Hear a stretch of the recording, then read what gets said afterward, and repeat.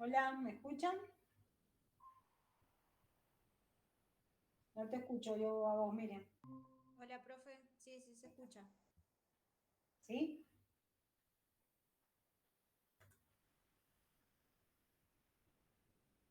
Fíjate el micrófono, aunque lo tengas prendido, Miriam, porque no te escuchamos.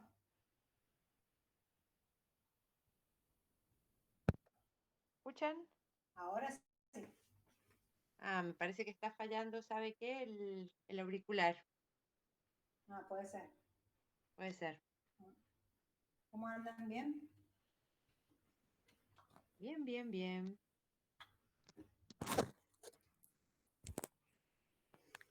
Bueno, esperamos unos 2 minutos más, si no ya largamos. ¿Terminaron ya con los parciales, con todos los parciales, o les queda alguno?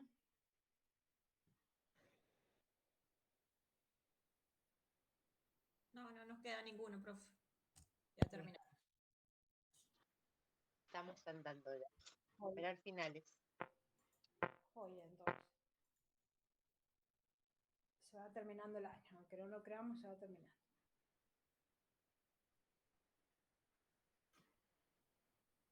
Lo que sí, qué día esta semana, ¿no? Por Dios.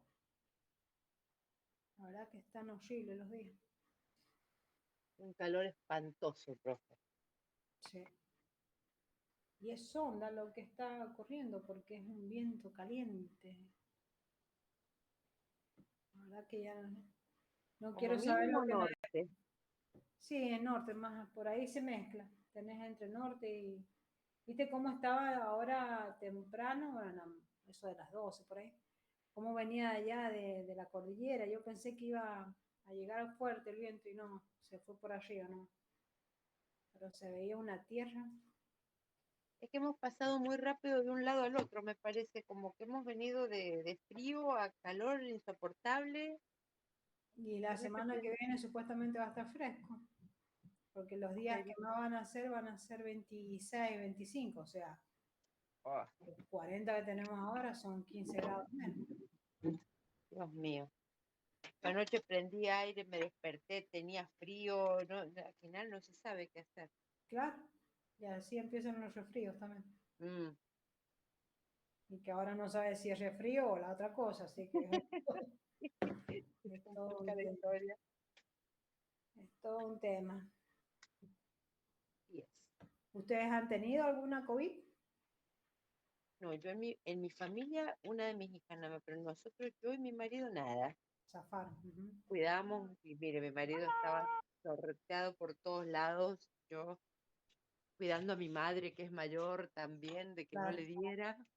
Así que, pero bueno, zafamos. sí, en mi Yo casa. a mí sí me dio en julio. ¿Cómo, Jimena? El año pasado. No, a mí sí me dio en julio. ¿Y a vos, Fiori, cuándo te dio? En julio. Ah, en julio. Ujú. ¿Y cómo la pasaron más o menos? Bueno, bien feo. Bien feo. Bien feo, la verdad. Bien, sí. Yo tengo una amiga que no se quería vacunar, no quería saber nada con vacunarse y le dio muy feo. Ha estado mal, es más, todavía no, ya hace ya como 2 meses, no se termina de recuperar. Lo que me dice ella, vivo cansada, el cansancio es lo que tiene. Pero ya después de ahí se vacunó.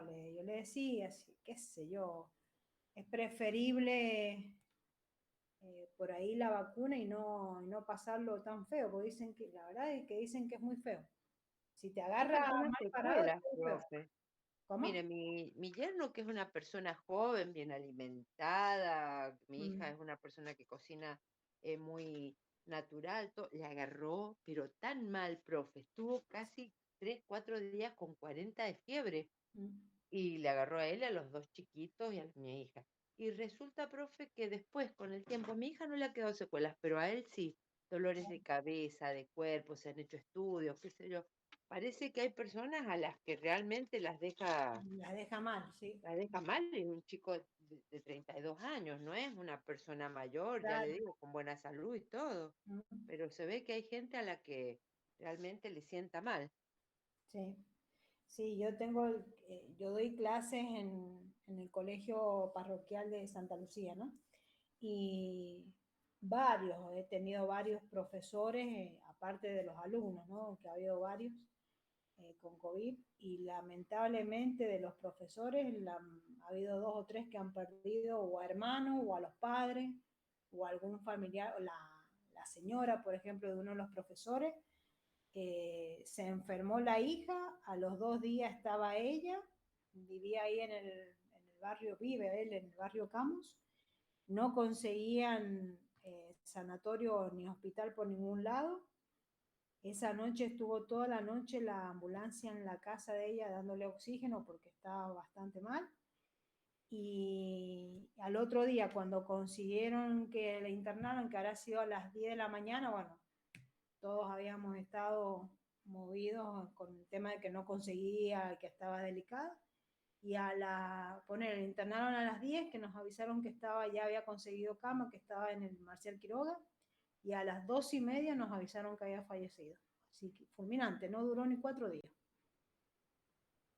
Así que la verdad que varios casos. Después también el hermano de una profesora, ese estuvo un poco más, estuvo una semana, pero también 42 años y chao.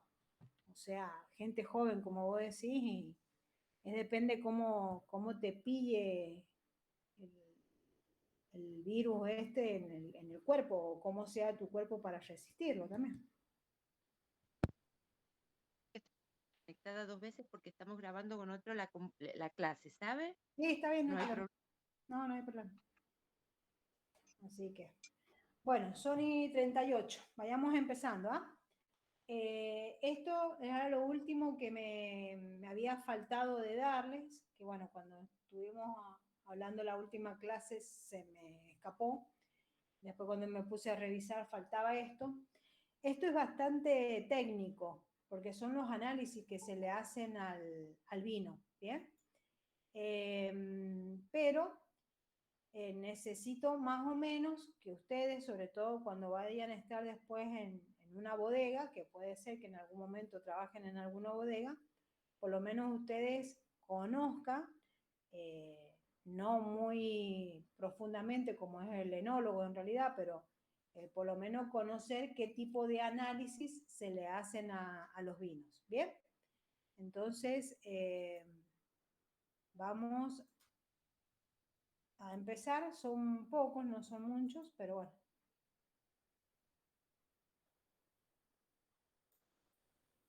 A ver si me lo deja compartir. Ahí está. Bueno, hay análisis básicos que se le hacen al vino y en realidad últimamente se han ido adaptando muchos de los análisis químicos elementales, por decir así, con equipamiento. Hay distintos equipos que ya van haciendo los análisis, es con inyectar a lo mejor una jeringa nada más con el vino y me va a dar estos equipos nuevos, que por lo general son todos que trabajan con infrarrojo, me van a entregar los datos del vino, ¿bien? Pero comúnmente, y sobre todo acá en San Juan, son muy pocas las bodegas que tienen equipamiento en cuanto a lo que es, ¿cómo se llama? Equipamiento más tecnológico. Entonces se hacen los análisis comunes. Uno de los análisis que sí o sí se deben hacer porque se consideran esenciales y que hay un límite, todos los años se saca lo que nosotros llamamos el grado ozonal. El grado ozonal se saca por la cantidad de kilos y de gramos de azúcar que ingresaron en las bodegas.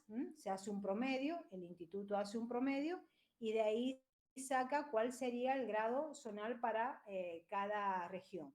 Por ejemplo, en este momento nosotros tenemos un grado zonal de blanco en San Juan de 12,7 y en Mendoza de 12,9, y en el caso de los tintos los dos están en 12,8, bien, tanto San Juan como Mendoza. Pero bueno, cada región tiene como especificado su grado zonal, porque eso también va a depender del tema climatológico, del tiempo de cosecha, de si ha habido algunas enfermedades o no en el viñedo. Entonces eso va a hacer que se pueda determinar cuál es el grado zonal de cada lugar. Esos datos que yo les doy en base a los alcoholes serían de lo que nosotros llamamos los vinos genéricos o los vinos comunes, ¿eh? Los que no son certificados o no son varietales.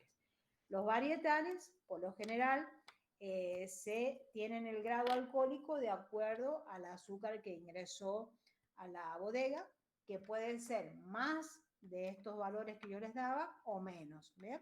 Eso se certifica primero el ingreso de la uva y después se saca el alcohol. ¿Cómo se hace el alcohol en lo que serían las bodegas? En las bodegas se hace con un destilador, que es como ustedes ven acá, este que está acá. Esto sería un destilador en donde yo voy a poner en esta parte, no sé si va en el pulsor, que sería por destilación, más o menos como lo que vimos nosotros en bebidas especiales. Vamos a tener, en esta parte vamos a colocar el vino, se miden 200 mililitros de vino por un matraz, se le agrega soda cáustica para acelerar lo que va a ser el proceso de desprendimiento de lo que es el alcohol, y agua. Entonces se pone a calentar y, como ustedes sabían, el alcohol hierve o ebulle a entre 78 a 75 o 78 grados centígrados. Entonces el primero que va a evaporar va a pasar por este refrigerante, que es el que va a condensar el vapor, y se va a recibir en el matraz. Bien, una vez que yo ya lo tengo recibido en el matraz, se enfría a 20 grados, siempre se toma a 20 grados lo que es el alcohol, se va a enfriar y se toma, como lo muestra acá, con un densímetro. Este es un alcohómetro que me va a decir la cantidad de alcohol que tiene ese líquido que yo destilé.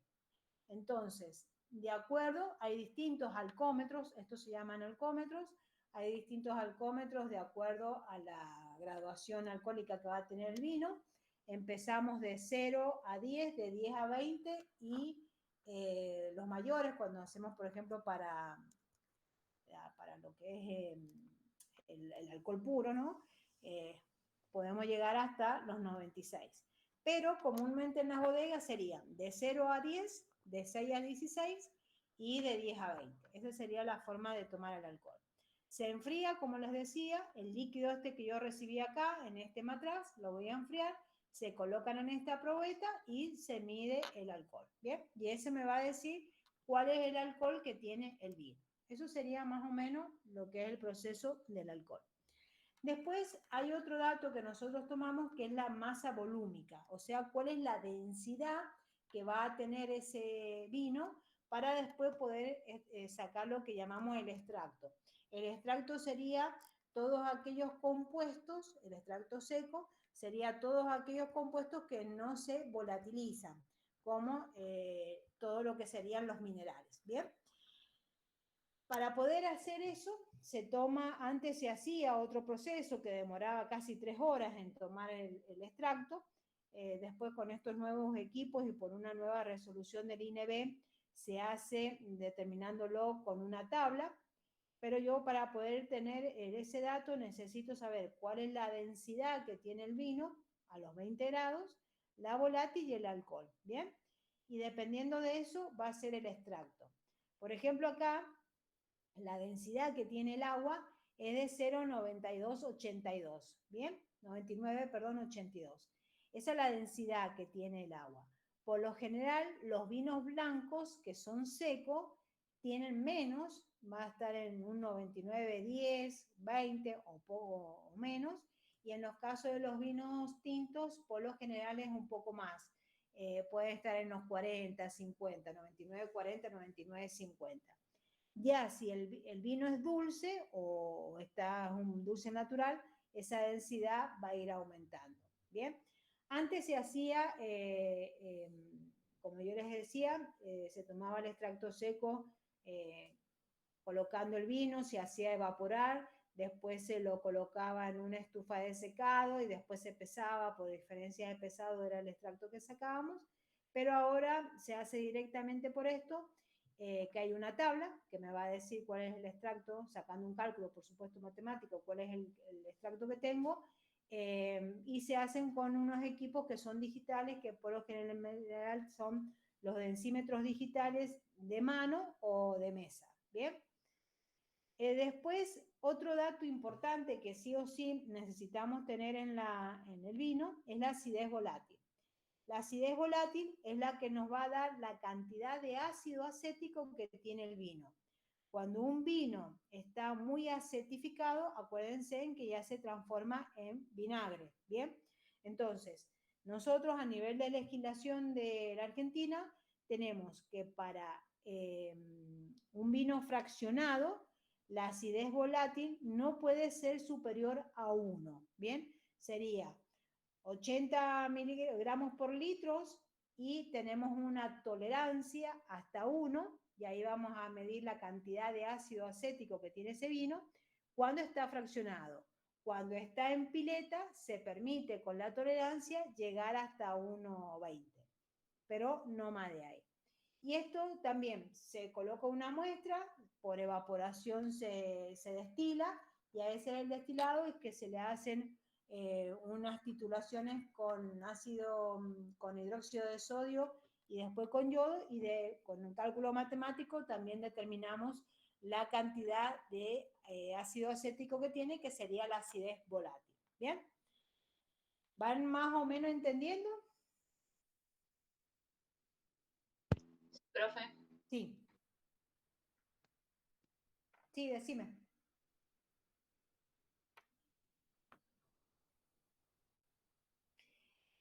¿Lo entienden? No, no me escuché bien. ¿Lo entendían más o menos?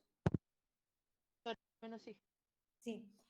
Yo, miren, de esto yo quiero que ustedes sepan, acá está un poco más complejo, pero yo quiero que ustedes sepan que al vino se le hace el alcohol para determinar el grado alcohólico que tiene, que se le hace la acidez volátil, que la acidez volátil significa que me va a decir cuánto de ácido acético tiene ese vino, o sea, esas cosas así muy específicas.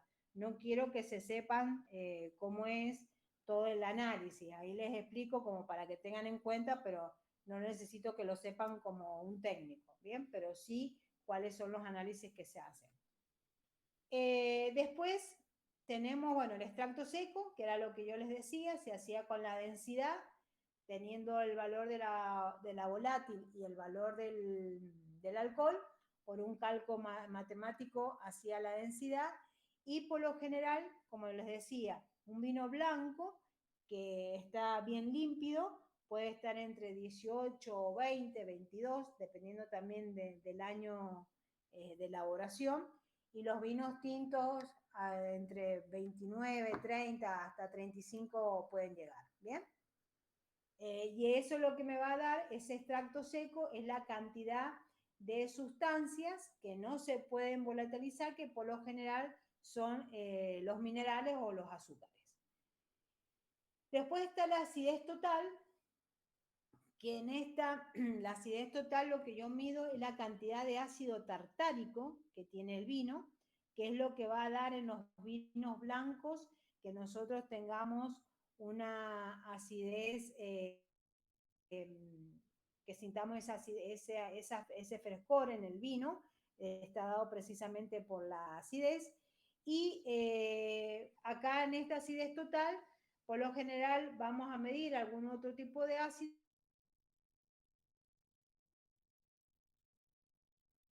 indicador, se pone la muestra de vino, el indicador que es el azul de bromotimol, y se titula con el hidróxido de sodio hasta la coloración que da. De acuerdo al gasto que yo tengo, es el valor que va a tener. Y por lo general, los vinos blancos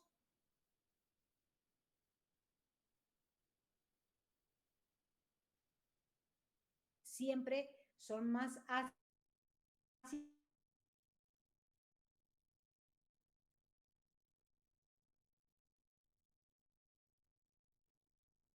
Eso como para que vayan teniendo ustedes en cuenta los valores.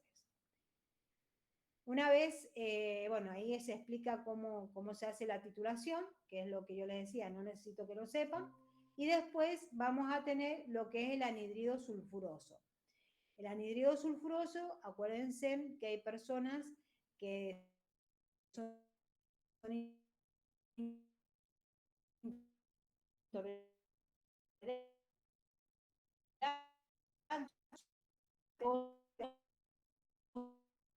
lo que vinos nos exigían en las etiquetas, no tanto a los productos alimenticios, que bueno, que gracias a Dios ayer se legisló ya esta ley, que es muy importante que nosotros sepamos qué es lo que estamos consumiendo y qué es lo que contiene cada cosa. Y en este caso, en el vino, por ejemplo, tiene que decir que contiene sulfitos, porque hay gente que es intolerante a esos productos, y ahora también sobre todo para el extranjero, no tanto acá en Argentina, que ahora sí va a empezar a hacer, pero para el extranjero debía decir si tenían productos alergénicos, o sea que generaran algún tipo de alergia, que es como por ejemplo la lactosa o el huevo, ¿bien?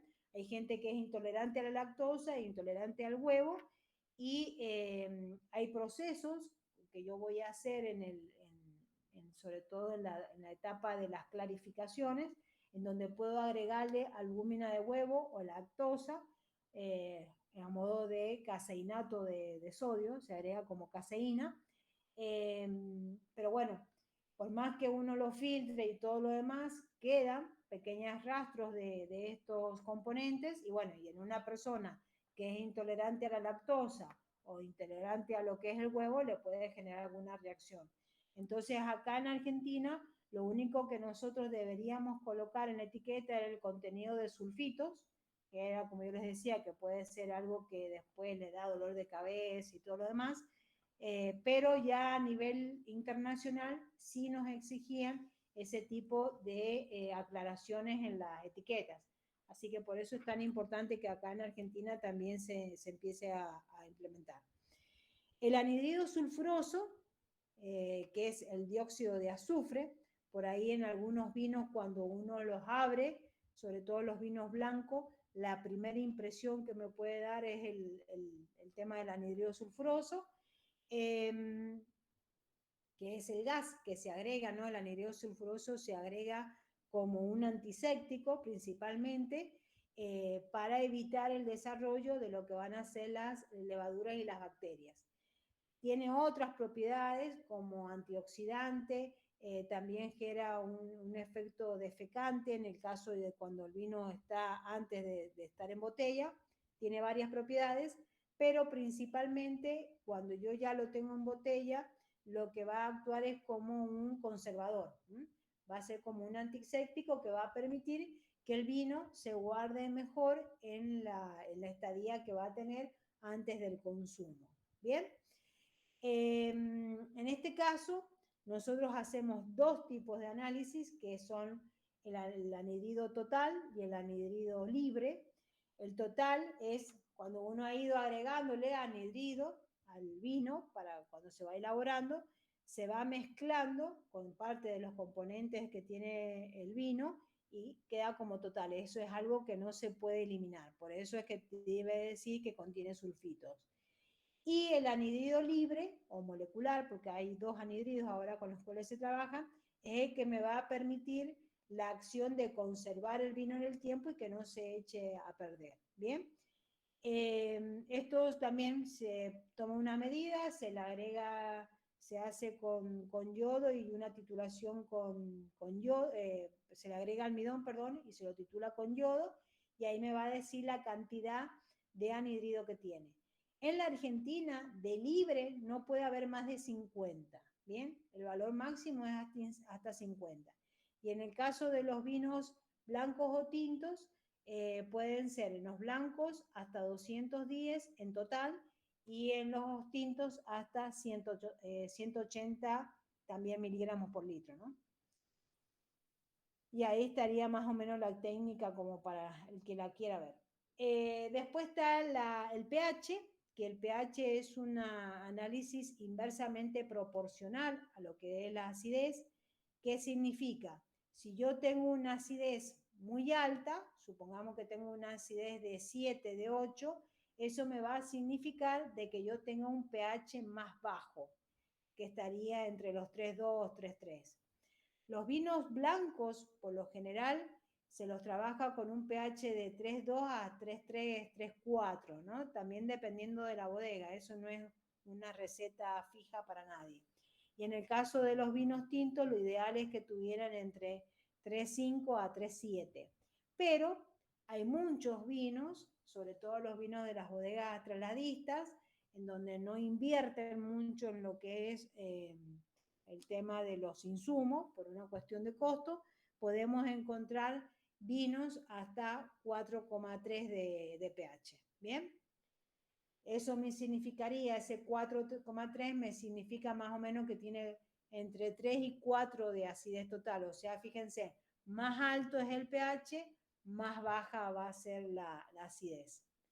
Y bueno, y la acidez, y junto con el pH, que es la parte potenciométrica, es lo que me permite también resguardar al vino en cuanto a la degradación o al deterioro que va a tener en la vejez. Bien, si yo lo tengo con pH más bajo, su guarda va a ser mejor, ya sean los blancos y los tintos, y va a mantener el tema de los colores.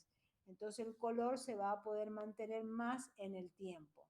Y una particularidad de los que tienen el Valle de Pedernal es que ya la uva que ingresa está con más, en uvas tintas o blancas, está en 3,2, 3,3 de pH, pero es por el tema de la amplitud térmica que me genera de eso de obtener uvas de mejor calidad, y en ese caso no se le agrega ácido tartárico.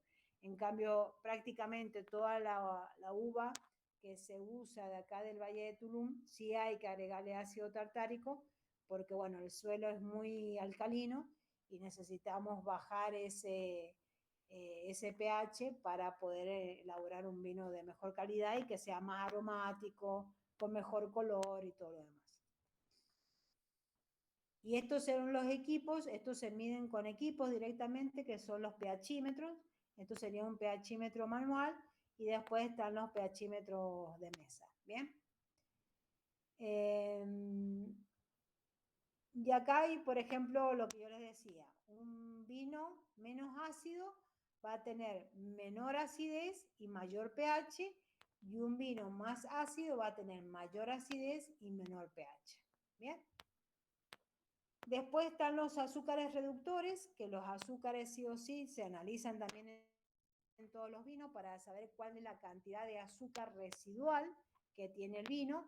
Por lo general ese azúcar reductor es de glucosa, se mide en glucosa, y también queda algo de lo que sería la fructuosa. Bien, por lo general cuando nosotros tenemos años con demasiados problemas de peste, o sea, de plagas, ya sea el oidio,